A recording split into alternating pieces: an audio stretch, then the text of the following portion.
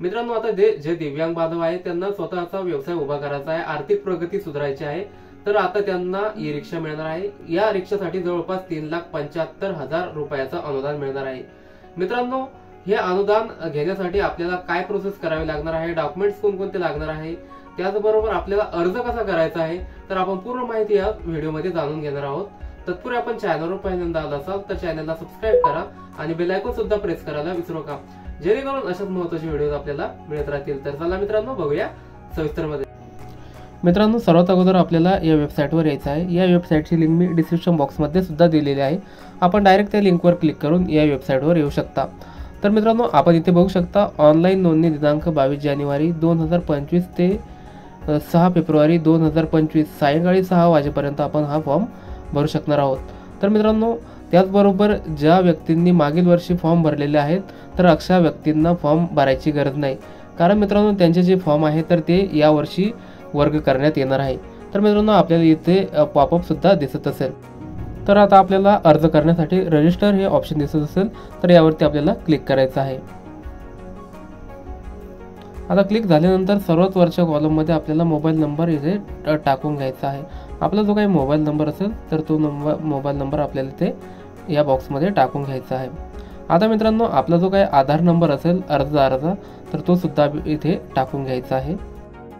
त्यानंतर आपला UDID card number सुद्धा इथे टाकायचा आहे। त्यानंतर आपल्याला नेक्स्ट या ऑप्शनवरती क्लिक करायचं आहे। त्यानंतर आता आपल्याला अर्जदाराचं जे काही नाव आहे तर ते आपल्याला टाकायचं आहे। त्यानंतर मिडल नेम म्हणजेच वडिलाचं नाव आणि खाली सरनेम म्हणजेच आपलं आडनाव टाकायचं आहे। त्यानंतर आपल्याला बेनिफिशरीज मदर्स नेम म्हणजे अर्जदाराच्या आईचं नाव टाकायचं आहे। त्यानंतर मित्रांनो, आपल्याला बेनिफिशरी मदर्स मिडल नेम म्हणजेच वडिलाचं नाव सुद्धा येथे अर्जदाराच्या टाकायचं आहे। त्यानंतर आपल्याला बेनिफिशरी मदर्स लास्ट नेम म्हणजे आडनाव टाकून घ्यायचं आहे आणि खाली आपल्याला सिलेक्ट बेनिफिशरी बर्थ डेट म्हणजे जन्मतारीख आपल्याला अर्जदाराची खाली टाकून घ्यायची आहे। त्यानंतर आपल्याला जेंडर सिलेक्ट करायचं आहे, मेल फिमेल जे असेल ते। त्यानंतर आपल्याला ब्लड ग्रुप सुद्धा इथे सेट करून घ्यायचा आहे। आपला जो काही ब्लड ग्रुप आहे तर तो टाकून घ्यायचा आहे। त्यानंतर आपल्याला कास्ट कॅटेगरी आपण कोणत्या कास्टमध्ये आहे तर ते कास्ट आपल्याला इथे टाकायचे आहे। आपण जर कास्टमध्ये असेल तर आपल्याला इथे कास्ट सर्टिफिकेट अपलोड करावं लागणार आहे। चूज फाईल या ऑप्शनवरती क्लिक करायचं आहे आणि फाईल सिलेक्ट करून अपलोड करून घ्यायची आहे। तर मित्रांनो, इथे आपली कास्ट सर्टिफिकेट अपलोड झालेलं आहे। त्यानंतर आपल्याला व्हेकल टाईप या ऑप्शनवरती आपल्याला क्लिक करायचं आहे आणि आपल्याला ज्या पद्धतीचं वाहन पाहिजे असेल तर आपल्याला ते ऑप्शन निवडायचं आहे। तर मित्रांनो, बरेच ऑप्शन आहे तर कोणतंही एक ऑप्शन आपल्याला ते निवडून घ्यायचं आहे। त्यानंतर मित्रांनो, आपल्याला मॅरिटल स्टेटसमध्ये मॅरिड अनमॅरिड जे असेल ते आपल्याला निवडायचं आहे। त्यानंतर आपल्याला बेनिफिशरी गार्डियन नेम म्हणजेच अर्जदाराची देखभाल करणारे जे आहेत तर त्यांचं नाव आपल्याला इथे टाकून घ्यायचं आहे आणि मोबाईल नंबर सुद्धा टाकायचा आहे। त्यानंतर बेनिफिशरी रिलेशनशिप विथ गार्डियन म्हणजेच त्यांचं नातं काय आहे अर्जदारासोबत तर ते आपल्या इथे टाकायचं आहे। फादर मदर किंवा ऑदर असेल ते। आता मित्रांनो, आपल्याला बेनिफिशरी एज्युकेशन डिटेल्स टाकायचे आहे, शिक्षण किती झालेलं आहे तर ते टाकायचं आहे। आता आपल्याला तिसरी स्टेप आहे करस्पॉन्ड ॲड्रेस, तर आपल्या इथे ॲड्रेस टाकून घ्यायचा आहे। त्यानंतर आपल्याला are you resident of Maharashtra yes या ऑप्शनवरती क्लिक करायचं आहे। त्यानंतर आपल्याला अपलोड डोमिसाईल सर्टिफिकेट करून घ्यायचं आहे। जे काही डोमिसाईल आहे तर ते आपल्याला चूज फाईल या ऑप्शनवरती क्लिक करायचं आहे आणि अपलोड करून घ्यायचं आहे। त्यानंतर मित्रांनो, आता खाली आपल्याला स्टेटमध्ये महाराष्ट्र या ऑप्शनवरती क्लिक करायचं आहे। डिव्हिजनवरती क्लिक करून आपल्याला जो काही आपला विभाग आहे तर त्या विभागावरती आपल्याला क्लिक करायचं आहे। त्यानंतर आपलं जे काही जिल्हा आहे तर तो जिल्ह्यावरती सिलेक्ट करायचा आहे आणि तालुका निवडून घ्यायचा आहे। त्या खाली मित्रांनो, आपल्याला विलेज सिटीमध्ये आपल्या गावाचं नाव इथे टाकायचं आहे आणि त्या खाली मित्रांनो, आता आपल्याला परमनंट ॲड्रेस जो काही आपला परमनंट ॲड्रेस आहे तर तो सुद्धा टाकायचा आहे। त्यानंतर आपल्याला ॲड्रेस प्रूफ म्हणून आपण इथे आधार कार्ड जोडू शकतो, आपल्याकडे जे काही डॉक्युमेंट्स असेल तर ते आपण इथे जोडू शकतो, ड्रायव्हिंग लायसन्स, पासपोर्ट जे असेल ते।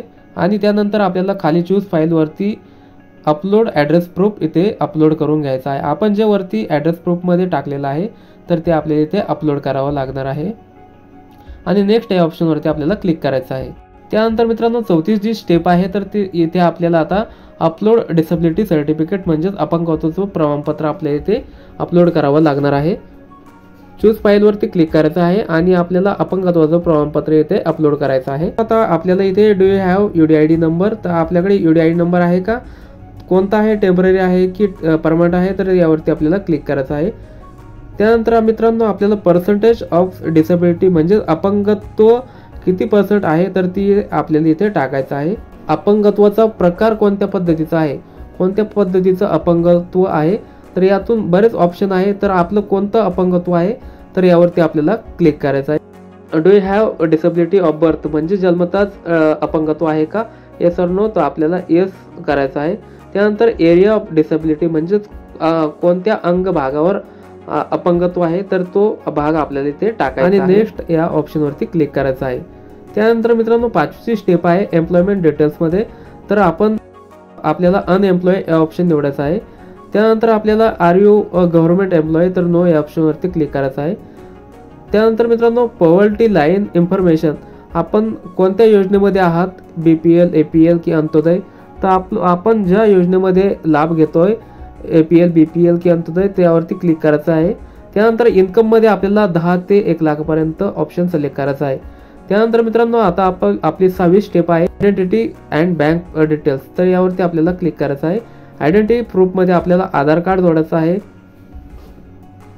त्यानंतर आपल्याला चूज फाईलवरती क्लिक करून आधार कार्ड इथे अपलोड करायचं आहे. त्यानंतर मित्रांनो इथे आपल्याला बँक डिटेल्स भरावी लागणार आहे. आपल्याला अकाउंट होल्डर्स नेम म्हणजेच खातेधारकाचं नाव इथे आपल्याला इथे टाकायचं आहे. त्यानंतर अकाउंट नंबर सुद्धा इथे आपल्याला टाकून घ्यायचा आहे. आता मित्रांनो बँक नेम, आपल्या बँकेचं नाव काय आहे तर ते टाकायचं आहे आणि IFSC कोड सुद्धा इथे टाकून घ्यायचा आहे. म्हणजे पूर्ण अशी बँकेची डिटेल्स आपल्याला इथे भरावी लागणार आहे. त्यानंतर मित्रांनो आपल्याला ब्रँच नेम आणि ब्रँच कोड सुद्धा इथे टाकायचा आहे. त्यानंतर मित्रांनो आपल्याला इथे ब्रँच कोड टाकून घ्यायचा आहे, जो काही बँकेचा ब्रँच कोड आहे तर तो टाकायचा आहे. त्यानंतर आपल्याला बँकेच्या पहिल्या पानाची झेरॉक्स सुद्धा इथे अपलोड करावी लागणार आहे. चूज फाईलवरती क्लिक करायचं आहे आणि अपलोड फाईल यावरती क्लिक करायचं आहे आणि पहिल्या पानाची जी झेरॉक्स आहे तर ती त्या अपलोड करायची आहे. कोणत्या पद्धतीचा बिझनेस करायला आवडेल तर यातून आपण कोणतंही एक ऑप्शन निवडायचं आहे. त्यानंतर मित्रांनो आपल्याला पासपोर्ट साईज फोटो सुद्धा इथे अपलोड करावा लागणार आहे. चूज फाईलवरती क्लिक करायचं आहे आणि गॅलरीमधून आपला फोटो घ्यायचा आहे आणि अपलोड करून घ्यायचा आहे. फोटो अपलोड झाल्यानंतर मित्रांनो आपल्याला अर्जाची जी सही आहे तर ती सुद्धा आपल्याला इथे अपलोड करायची आहे आणि नेक्स्ट या ऑप्शनवरती आपल्याला आता क्लिक करायचं आहे. तर मित्रांनो आपण हा फॉर्म आता पूर्ण भरलेला आहे. त्यानंतर आपल्याला एक्सेप्ट करून घ्यायचा आहे आणि चेकबॉक्सवरती क्लिक करून नेक्स्ट या ऑप्शनवरती क्लिक करायचं आहे. त्यानंतर मित्रांनो आता आपल्याला एक OTP सेंड करायचा आहे. त्यानंतर आपल्या मोबाईलवरती एक OTP पाठवण्यात येणार आहे. OTP व्हेरीफाय करून घ्यायचा आहे मित्रांनो. प्रिव्ह्यू या ऑप्शनवरती आपल्याला क्लिक करायचं आहे.